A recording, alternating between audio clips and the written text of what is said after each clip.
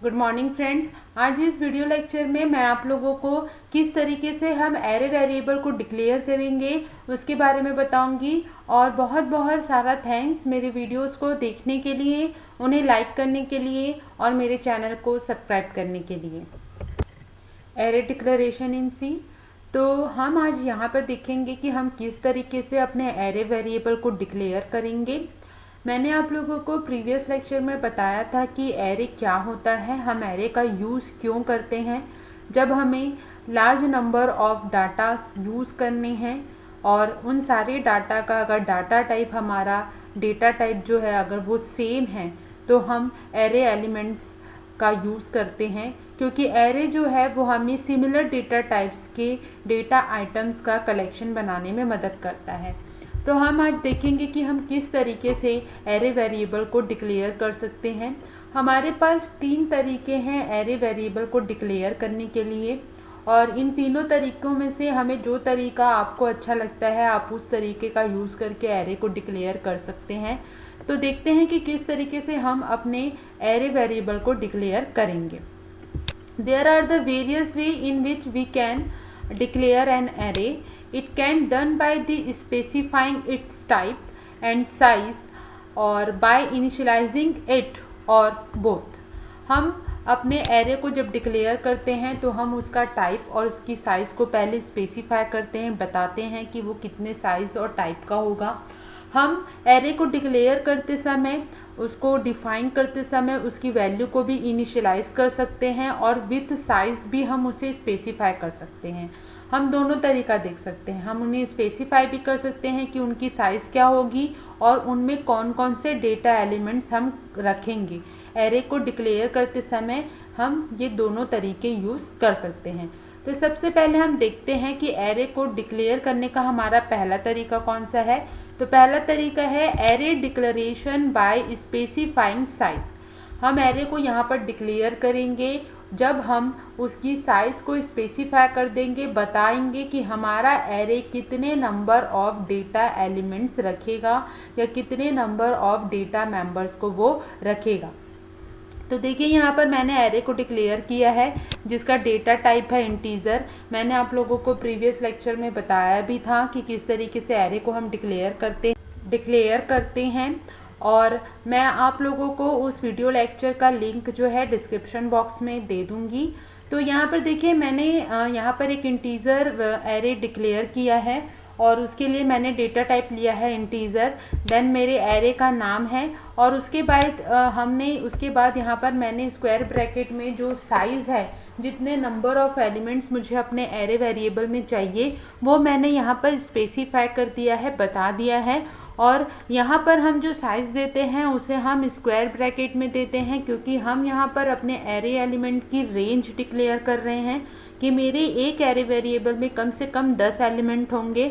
तो हम यहाँ पर स्क्वायर ब्रैकेट का यूज़ करते हैं, हम इसे डायमेंशन कहते हैं। हम अपने एरे वेरिएबल की जो डेटा वैल्यू रेंज है वो यहाँ पर डिक्लेयर करते हैं। तो हम यहाँ पर साइज़ को स्पेसिफाई कर दे रहे हैं।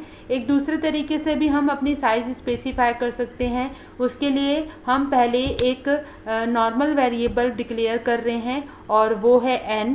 वो भी किस तरीके का है, इंटीजर टाइप का है, और उस n को हम एक वैल्यू पुट करवा दे रहे हैं, एक साइज़ दे दे रहे हैं, एक डाटा दे रहे हैं और वो डाटा है हमारा 10।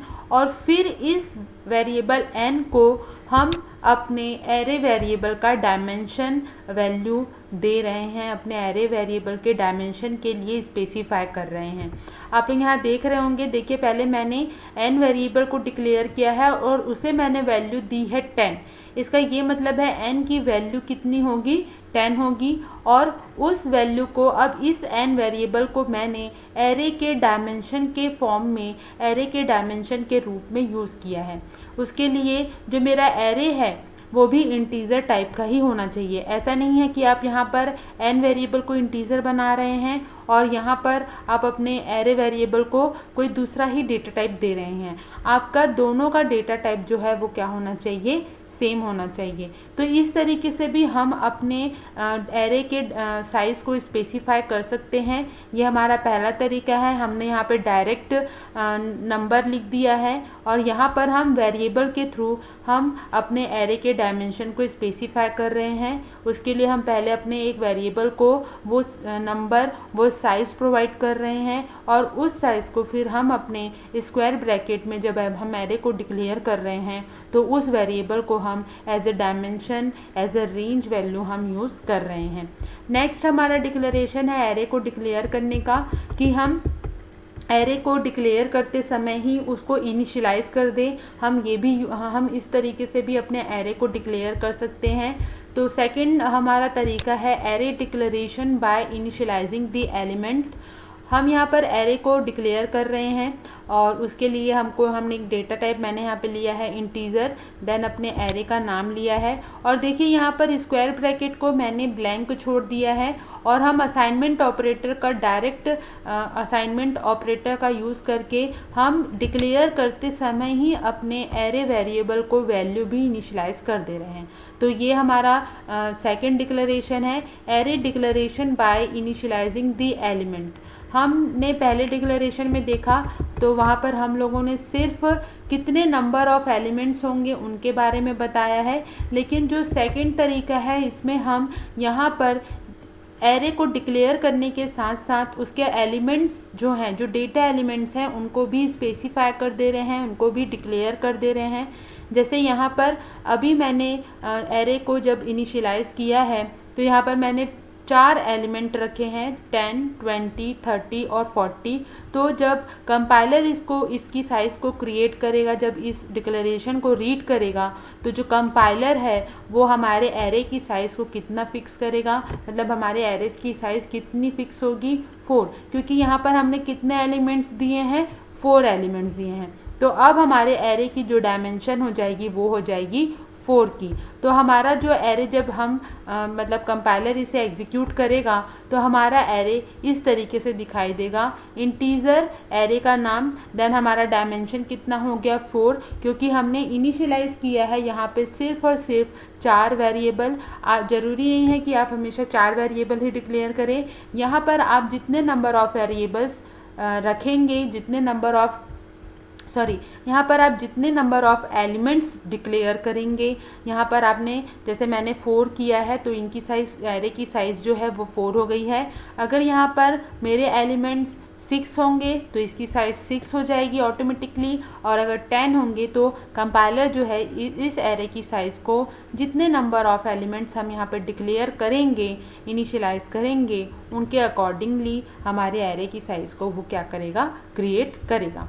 और थर्ड हमारा तरीका है एरे को स्पेसिफाई भी करना, उसकी साइज़ को भी स्पेसिफाई करना और साथ ही साथ उसके एलिमेंट को भी इनिशियलाइज करना।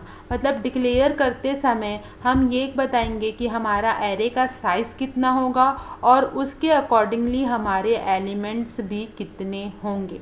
तो देखिए यहाँ पर जब मैंने डिक्लेरेशन दिया है तो यहाँ पर मैंने सबसे पहले डेटा टाइप लिया है इंटीजर टाइप का, देन मेरे एरे का नाम है और मैंने साइज़ भी स्पेसिफाई किया है कि मेरा जो साइज़ है एरे का वो होगा 6, और असाइनमेंट ऑपरेटर का यूज़ करके हम अपने एरे वेरिएबल को वैल्यू इनिशियलाइज कर रहे हैं। तो यहाँ पर जब हम वैल्यू इनिशियलाइज कर रहे हैं तो हमने यहाँ पर वैल्यू दिया है और वैल्यू है हमारे पास 10, 20, 30 और 40, लेकिन हमारे एरे का साइज़ है यहाँ पर 6 और हमने एलिमेंट यहाँ पर दिए हुए हैं सिर्फ 4। तो हमारे एरे की साइज़ ऐसा नहीं होगी कि 4 हो जाएगी, वो 6 ही रहेगी। जब कंपाइलर एरे की साइज़ को इनिशियलाइज करेगा तो हमने एरे की साइज़ को स्पेसिफाई किया है और वो हमने दिया है 6, तो वो 6 कंटिन्यूअस मेमोरी लोकेशन क्रिएट करेगा। और हमारा जब एरे क्रिएट होगा तो जो उसके एलिमेंट्स हैं, तो यहाँ पर देखिए आप लोग ध्यान से, मैंने यहाँ पे लिखा भी है 40 के बाद, क्योंकि हमने 4 एलिमेंट तक की वैल्यू यहाँ पर इनिशियलाइज की है, हमारा 5वां एलिमेंट और जो 6वां एलिमेंट है, जो रेस्ट 2 एलिमेंट है वो 0 जो हैं 0 इनिशियलाइज किए जाएंगे। कंपाइलर जो इनको क्रिएट करेगा तो वो सबसे पहले हमारे इन 4 एलिमेंट्स को स्पेसिफाइड जो यूज़र के थ्रू हम जो यूज़र ने स्पेसिफाई किया है उस एलिमेंट्स को वो रखेगा और रेस्ट 2 एलिमेंट्स को वो 0 इनिशियलाइज करेगा। मैंने यहाँ पे लिखा भी है उसे, आपको यहाँ पे मैंने यहाँ पे बताया भी है कि क्या कर रहा है हमारा compiler. Compiler creates an array of size 6, initialize first 4 element as specified by the user and the rest 2 element as 0। तो मैंने यहाँ पर उसे भी लिखा है, स्पेसिफाई किया है कि हमारा ये डिक्लेरेशन किस तरीके से काम करेगा। हमारे एरे की साइज़ तो 6 ही होगी और उसके जो एलिमेंट्स हम डिक्लेयर कर रहे हैं जो यूज़र ने स्पेसिफाइड किया है उन पहले एलिमेंट्स को वो रखेगा और जो 2 एलिमेंट्स हमने यहाँ पे डिक्लेयर नहीं किए हैं उनकी जगह पर वो उस 2 एलिमेंट की वैल्यू को 0 इनिशियलाइज करेगा। तो इस तरीके से हम अपने एरे को डिक्लेयर कर सकते हैं। आपको जो तरीका सही लगता है आप उस तरीके का यूज़ करके एरे को डिक्लेयर कर सकते हैं। और एक इम्पॉर्टेंट बात ये भी है कि जब हम एरे को इनिशियलाइज करते हैं, जब एरे को हम डिक्लेयर करते समय उसके एलिमेंट्स को इनिशियलाइज करते हैं तो उसके लिए हम यहाँ पर देखिए कर्ली ब्रेसेस का यूज़ कर रहे हैं। हम एक ब्लॉक बना रहे हैं और हम जानते हैं कि हमारा जो एरे है वो हमेशा इंडेक्स वैल्यू पर काम करता है। उसका एक मेमोरी इंडेक्स, हमारे जो भी एलिमेंट्स हम यहाँ पर बना रहे हैं, जो भी एलिमेंट्स हम डिक्लेयर कर रहे हैं, तो इनका जब मेमोरी लोकेशन बनेगा तो हर मेमोरी लोकेशन की एक इंडेक्सिंग होती है और हमारा जो एरे है वो 0 इंडेक्स से काम करना स्टार्ट करता है। मैंने प्रीवियस वीडियो में ये बताया भी है। तो यहाँ पर हमारे इन एलिमेंट्स को जब हम इनिशियलाइज कर रहे हैं तो हमारे पहले एलिमेंट को 0 इंडेक्सिंग मिलेगी, सेकंड को 1, थर्ड को 2 और फोर्थ को 3। हमारे टोटल कितने एलिमेंट्स हैं? 4 एलिमेंट्स हो रहे हैं, लेकिन जो एरे की इंडेक्सिंग होती है वो 0 से स्टार्ट होती है।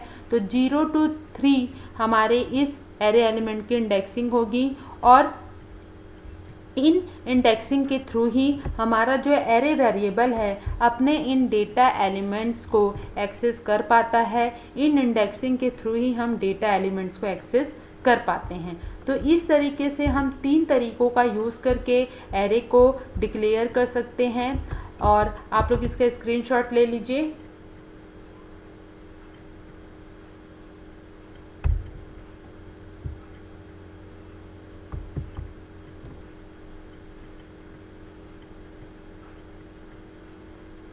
एरे की जो साइज़ है और एरे का जो वैल्यू इनिशियलाइज करना है ये सब यूज़र पर डिपेंड करता है।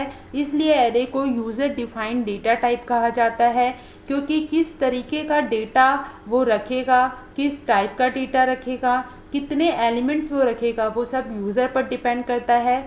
अगर आप लोगों को कोई भी क्वेरी है तो आप मुझसे कमेंट सेक्शन पर पूछ सकते हैं। मैं आप लोगों की क्वेरी को सॉल्व करने की कोशिश करूँगी। Okay, thank you friends.